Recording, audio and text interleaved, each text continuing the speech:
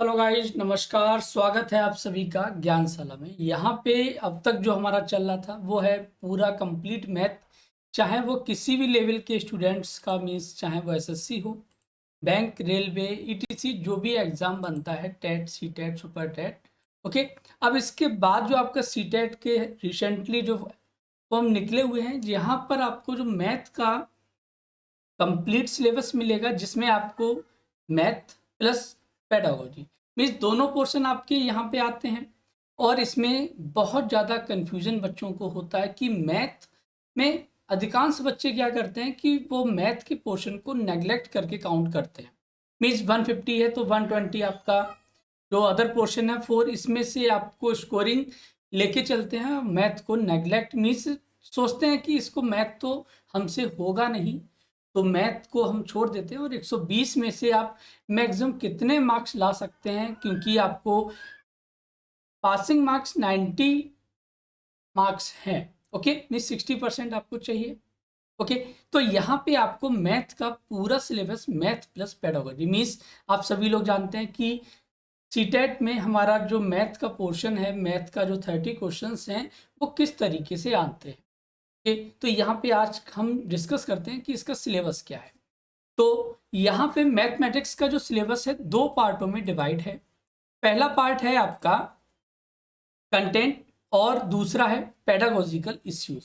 Means math में हम सभी लोग जानते हैं कि कंटेंट में हम सभी लोग पढ़ते हैं डेली लाइफ में, उसको यूज़ करते हैं कि हम मार्केट गए, मार्केट से कुछ चीज़ों को परचेज किया, तो हमने कितना अमाउंट वहाँ पर पे किया, प्लस साथ ही हमने जो भी प्रोडक्ट वहाँ से परचेज किया है तो उसमें कितना वेट है। ओके, आपने जो अपनी डेली लाइफ में बहुत सारी प्रकार की शेप्स देखते हैं, तो उन शेप्स का वॉल्यूम, एरिया, मेजरमेंट, ये सभी चीज़ें हम कंटेंट के अंतर्गत पढ़ते हैं। पेडागोजिकल इश्यूज की बात की जाए तो पेडागोजिकल इश्यूज में ये है आपका कि आप जब किसी भी बच्चे को आप ट्रीट करते हैं और बच्चे को आप जब पढ़ाने जाते हैं, तो हमें बच्चे के लेवल के हिसाब से उसकी जो प्रॉब्लम्स हैं उनको कैसे डायग्नोज किया जाए, उनको कैसे दूर किया जाए, इन सभी चीज़ों को। या कोई बच्चा किसी भी सब्जेक्ट में या क्लास में सबसे ज़्यादा शैतानी करता है, तो उसको जब शैतानी करता है तो हमारा प्रयास ये रहता है कि बच्चे को प्यार से डील किया जाए। ओके, हम उसको कैसे डील करेंगे। कोई बच्चा जो है वो दो को इस तरीके से बनाता है। ओके, तो उसमें किस तरीके की जो प्रॉब्लम्स हैं वो ऐसा क्यों बनाता है, उसको कैसे रिजॉल्व किया जाए, इन सभी चीज़ों को हम पेडागोजिकल इश्यूज के अंतर्गत पढ़ते हैं।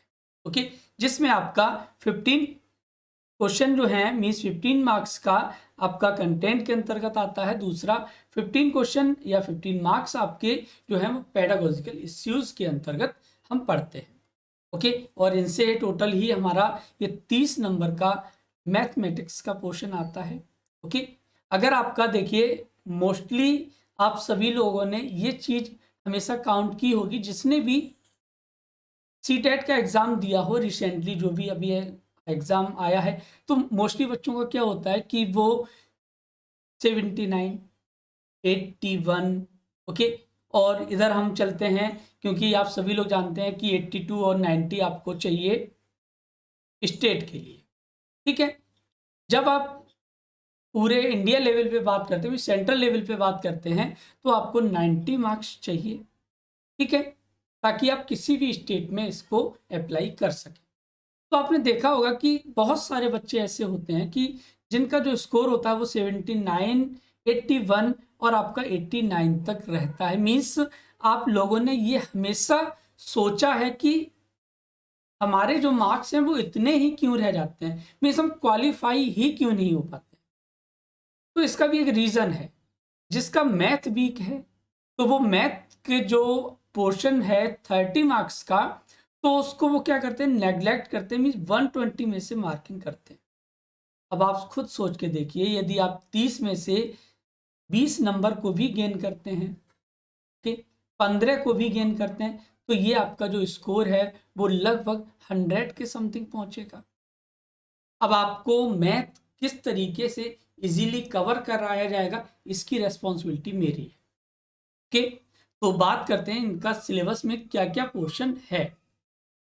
तो सबसे पहला है ज्योमेट्री। अब ज्योमेट्री आप सभी लोग जानते हैं, ज्यामिति।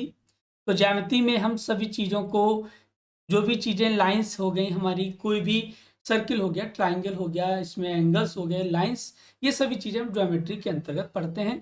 जो हमारा एक, इसके अलावा जो बैचेज चल रहे हैं वो आपका 94 क्लासेस हो चुकी हैं, जिसमें उसमें आपका भी ज्योमेट्री चल रहा है। ठीक है। शेप एंड स्पेशल अंडरस्टैंडिंग, आकार और स्थानिक समझ की बात की जाए तो इसमें हम समझते हैं कि स्थानिक समझ गणित का एक क्षेत्र है। ठीक है, जिसमें आकार, स्थान, स्थिति, दिशा और गति शामिल है। यह उस दुनिया का वर्णन और वर्गीकरण करने में मदद करता है जिसमें हम रहते हैं। स्थानिक अर्थ बच्चों को लोगों और वस्तुओं के संबंध में स्वयं के बारे में जागरूकता देता है। ठीक है।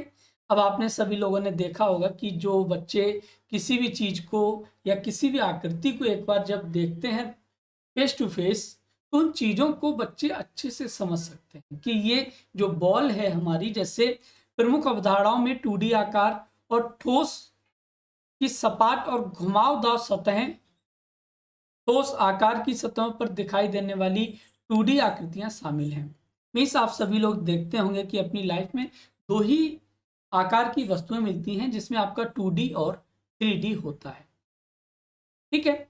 इस 2D और 3D आप सभी लोग जानते हैं अच्छे से, बाकी नहीं जानते हैं तो हम क्लासेस में डिस्कस किया जाएगा।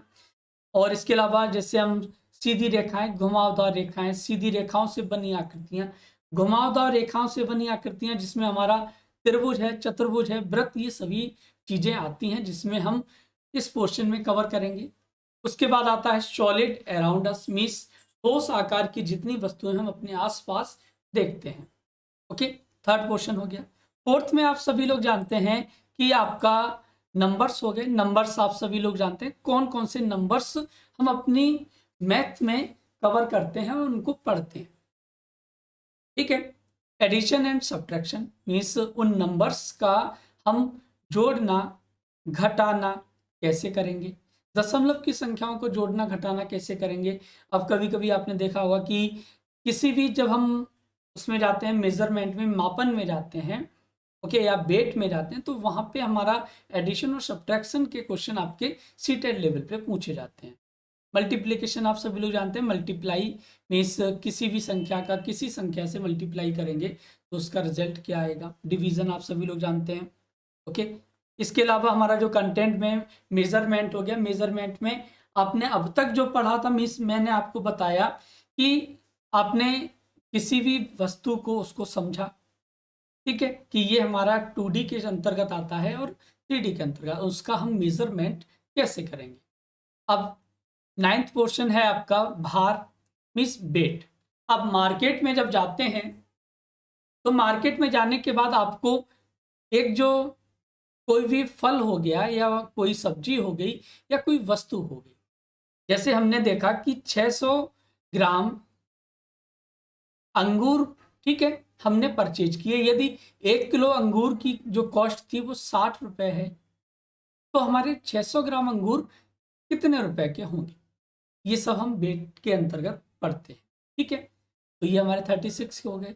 जैसे आपने अपनी लाइफ में देखा होगा कि जब आप कोई चीज़ मार्केट से परचेज करने जाते हैं तो जो व्यक्ति उस चीज़ को बेच रहा है, कोई फल वाला हो गया या कोई सब्जी वाला हो गया, तो उस वस्तु का जो अमाउंट है वो आपसे पहले कैलकुलेट करके बता देता है। इस चीज़ को आपने देखा होगा। टाइम की बात करें, टाइम में आपके जो प्रश्न आपके सीटेड लेवल पे बनते हैं कि कोई रेलगाड़ी इस स्टेशन से इस स्टेशन तक इतने घंटे में पहुंची और वह प्रत्येक स्टेशन पर आधा आधा घंटे रुकती है, ये हम सभी इसके अंतर्गत, टाइम के अंतर्गत है। वॉल्यूम में आयतन आप सभी लोग जानते हैं कि किन किन वस्तुओं का हम आयतन निकालते हैं, किसका हम एरिया निकालते हैं। डाटा हैंडलिंग मीन्स हमारा एक डाटा दिया जाता है, जैसे कि अगर इसी पैटर्न पे बात करें कि हमारा जो है कि 600 ग्राम अंगूर हो गए, ओके, 1 किलो 200 ग्राम आम हो गए, ठीक है, मीन्स बहुत सारा डाटा हमें दिया जाता है। उसका हम से हो सकता है टोटल वेट पूछा जाए, अमाउंट पूछा जाए, तो अमाउंट हमारा मनी के अंतर्गत भी आ जाएगा। पैटर्न में आपने देखा होगा कि आपको एक कोई डायग्राम दे दिया, ठीक है, और उस डायग्राम में हम ब्रेल लिपि से भी संबंधित कुछ चीजें पूछी जाती हैं, तो ये हमारा कंटेंट के अंतर्गत आता है। बात करते हैं पेडागोजिकल इश्यूज में हमारा क्या क्या पोर्शन आता है, क्योंकि देखिए किसी भी चीज की स्टार्टिंग करने से पहले उसका हमें ये पता होना चाहिए कि उस चीज को फाइट करने के लिए हमें क्या क्या चीजें तैयारी करनी है। ओके, ताकि ये पोर्शन जब हमें पता होगा कि हमारा मैथ में क्या क्या पोर्शन आ रहा है, तो उसको हम इजीली उतना ही पढ़ के और फाइट कर सकते हैं और उसको क्वालिफाई भी कर सकते हैं। उसके बाद हम बात करते हैं nature of mathematical logical thinking, understanding children's thinking, reasoning pattern and strategy of making meaning and learning. Means गणितीय तार्किक सोच की प्रकृति, बच्चों की सोच, तर्क बच्चे किस तरीके से कर सकते हैं, पैटर्न हो गया, अर्थ बनाने और सीखने की रणनीतियों को समझना। मीन्स हम बच्चों के स्तर पे काम कर रहे हैं और बच्चों को हम किस तरीके से, किस बच्चे को किस तरीके से सिखाया जाए उसकी प्लानिंग करना। बच्चे को हमने कोई डायग्राम दिखाया और उस डायग्राम पे हमने बच्चे से पूछा कि भाई बताओ कि इस डायग्राम में आपको क्या क्या चीजें दिख रही हैं। जब बच्चे ने देखा उस डायग्राम को, एक कोई चार्ट हो सकता है, कोई पिक्चर हो सकती है, उस बच्चे को जब हमने दिखाया तो बच्चे ने बताया कि भाई ये जो सर जो हमारी ये डायग्राम जो बना हुआ है ये इसका है और इसमें ये वस्तुएं हैं। अब बच्चों से हमने कोई एक शब्द दे दिया कि हमने बच्चे से कहा कि झूला। अब बच्चे जब झूला वर्ड को सुनेगा तो उसने जहां भी झूला देखा होगा, जहां पे झूला होगा, ठीक है, तो वह उस चीज को आपको एक्सप्लेन करेगा। मीन्स उसकी जो तार्किक सोच है, ठीक है। अब बच्चे को हमने जब मैथमेटिक्स में हम बात करते हैं तो हमने बच्चे को 2+2 बताए, तो बच्चे ने समझा कि ये जो चिन्ह है वो प्लस का है। मीन्स हमें इन दोनों संख्याओं को क्या करना है, जोड़ना है। हमने ये साइन दे दिया तो बच्चे से पूछा कि भाई इसका क्या मीन्स है, तो बच्चे ने बताया कि ये सर जो है जब एक डंडा हमारा होता है तो उसमें हमारा माइनस का चिन्ह होता है। मीन्स हमें उस संख्या में से दूसरी संख्या को घटाना है। तो ये सब चीजें बच्चों की सोच और तर्क, इन सब चीजों पे डिपेंड करती है उसकी प्लानिंग कैसे करनी है बच्चे को सीखने और सिखाने में। सेकंड है पाठ्यक्रम में गणित का स्थान। अब curriculum, place of mathematics in curriculum. Means गणित की जो इंपॉर्टेंस है वो पाठ्यक्रम में क्या है, ओके, गणित की भाषा क्या है, सामुदायिक गणित, कम्युनिटी मैथमेटिक्स क्या है, इन सब चीजों को हम पेडागोजिकल इश्यूज के अंतर्गत पढ़ते हैं। औपचारिक तरीकों के माध्यम से मूल्यांकन, मीन्स औपचारिक evolution through formal and informal methods, औपचारिक और अनौपचारिक तरीकों से के माध्यम से मूल्यांकन करना। प्रॉब्लम्स ऑफ टीचिंग, कि हमें जब अध्यापन में हम किसी भी क्लास में पढ़ाते हैं तो बच्चे को किन किन समस्याओं को फेस करना होता है, बच्चे किन समस्याओं को फेस करते हैं, हमारी जो टीचिंग लैंग्वेज है, टीचिंग मेथड है, वो बच्चों को समझ में आ रहा है या नहीं आ रहा है, ओके, हमें क्या क्या इम्प्रूवमेंट करने हैं, उनको हम कैसे डायग्नोस करें ताकि बच्चे को अच्छे से समझ सिखा सकें और बच्चे को हम आसानी से समझ सकें। Error analysis and related aspect of learning and teaching, सीखने और सिखाने की त्रुटि विश्लेषण और संबंधित पहलू। डायग्नोस्टिक एंड रेमेडियल टीचिंग, ये मैं अभी आपको बता रहा था। नैदानिक और उपचारात्मक शिक्षण क्या होगा। अब देखिए कुछ वर्ड आपने पेडागोजी में पढ़े होंगे, ओके, तो इन सभी वहां से ही आपको हेल्प लेनी है। अब जो टीचिंग की मैथमेटिक्स पेडागोजी है उसका कोई भी अलग से तो है नहीं, जो आपने पढ़ के आए हैं, जो आपने पढ़ा हुआ है वहीं से हमें सब्जेक्ट वाइज चीजों को फाइंड आउट करना, ओके। तो ये आपका मैथ का सिलेबस है और कल से स्टार्ट जो क्लास होगी वो आपकी कंटेंट से शुरू करेंगे और पेडागोजी तक इसको फिनिश करेंगे, ओके। चलिए नेक्स्ट क्लास अब कल से स्टार्ट करते हैं, ओके। तो जितने भी साथी आपके साथ CTET के फॉर्म डाल रहे हैं उन सभी को शेयर कर दें और बता दें कि मैथ की क्लास आप सभी के लिए आ रही है सीटेट के लिए। Okay, take care, bye bye.